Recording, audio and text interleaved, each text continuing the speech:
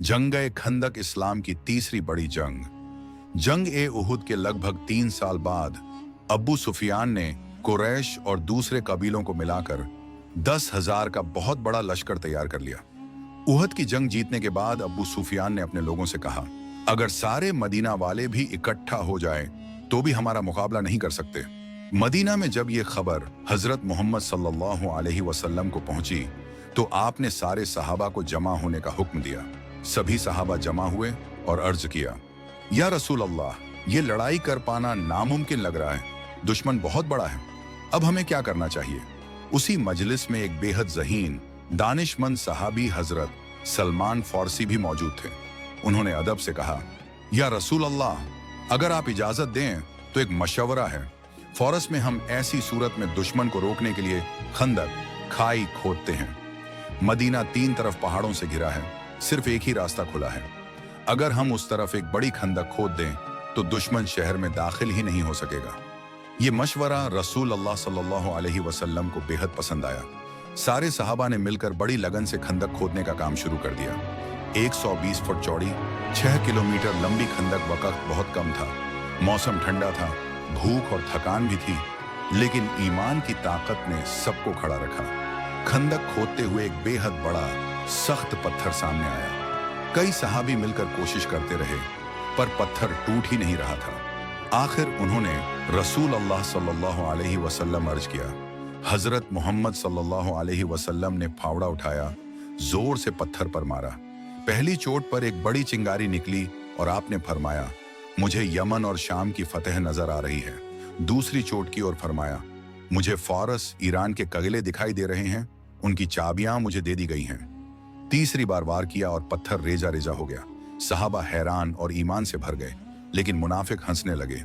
हाथ में फावड़ा है, सामने 10,000 की फौज है और ये यमन शाम ईरान की बातें कर रहे हैं। मगर आज पूरी दुनिया जानती है, वो सब इलाके बाद में इस्लाम के हाथ आए। जब मक्का का 10,000 का लश्कर मदीना पहुंचा तो खंदक देखकर हैरत में पड़ गए। ये क्या है, अरब में ऐसा कभी नहीं हुआ। दोनों फौजें आमने सामने कई दिनों तक रुकी रहीं। जो भी काफिर खंदक पार करने की कोशिश करता, मुसलमान उसे तीरों से पीछे धकेल देते। आखिरकार कुछ बहादुर कुरैशी, जिनमें इक्रिमा बिन अब्बू जहल भी शामिल था, किसी तरह खंदक पार कर गए। उनके लीडर अमर बिन अब्दवद ने मुसलमानों को ललकारा। हजरत अली रजी अल्लाह ताला अन्हु मैदान में उतरे और एक ही वार में उसे हलाक कर दिया। बाकी सब भाग निकले। दिन बीतते गए। कुरैशी और गतफानी फौजें थकने लगीं। खाने पीने का सामान खत्म होने लगा। अब्बू सुफियान ने एक चाल चली। उसने कहा, हम खंदक पार नहीं कर सकते, मगर मदीने के यहूदी कबीले बनु कुरैजा मुसलमानों से खुश नहीं हैं। अगर उन्हें उकसाया जाए कि वे शहर के अंदर से मुसलमानों पर हमला करें और हम बाहर से हमला करें, तो मुसलमान दो तरफ से दब जाएंगे। बनु कुरैजा ने कुरैश के उकसावे में आकर मुसलमानों से किया हुआ समझौता तोड़ दिया। अब मुसलमान बिल्कुल कठोर हालात में थे। एक जासूसी दांव जिसने पूरा खेल बदल दिया।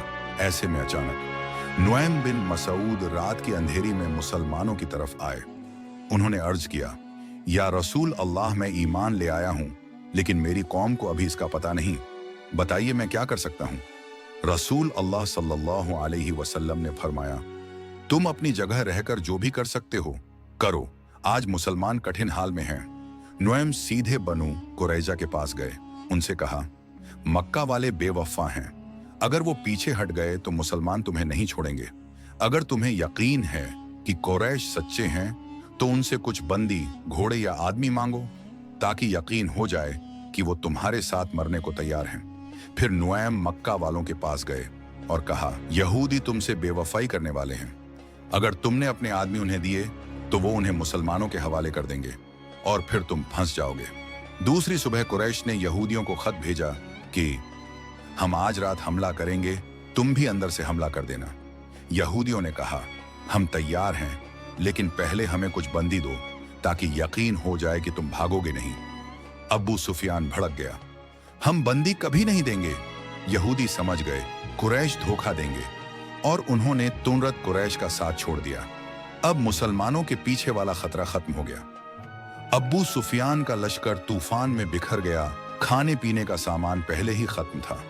ऊपर से एक तेज आंधी और तूफान आया जिसने उनके खेमे उखाड़ दिए। बर्तन, चूल्हे, कपड़े, ढालें सब उड़ गए। आखिरकार अबू सुफियान ने कहा, हम वापस लौट रहे हैं, और 10,000 का लश्कर बिना लड़े वापस भाग गया। अब बारी थी बनु कुरैजा की। उन्होंने मुसलमानों से किया हुआ मुआहदा तोड़ा था, इसलिए हजरत मोहम्मद सल्लल्लाहु अलैहि वसल्लम ने उनके पुराने दोस्त और मुहाफिज साद बिन मुआज रजी अल्लाह ताला अन्हु को फैसला करने का हुक्म दिया। सद बिन मुआज ने वही फैसला सुनाया जो खुद यहूदियों की अपनी किताब और अपने कानून में लिखा था। उनके औरतें, बच्चे महफूज, उनके लड़ाके मर्द जो गद्दारी में शामिल थे, सजाए मौत यही उनके अपने कानून के मुताबिक था। पूरे अरब को यह बात समझ आ गई कि मुसलमानों को अब कोई मिटा नहीं सकता। मुसलमान और मजबूत हो गए। इस जंग ने साबित कर दिया, ईमान तदाद से बड़ा होता है मशवरा, और अक्ल जंग जीतती है। अल्लाह की मदद किस तरह आती है और रसूल अल्लाह सल्लल्लाहु अलैहि वसल्लम की फरासत और रहनुमाई बेमिसाल है। अगर आपको ये वीडियो अच्छा लगा तो वीडियो आगे अपने दोस्तों को शेयर करें ताकि उन तक भी मुसलमानों की अजीम तारीख की सही मालूमात पहुंचे।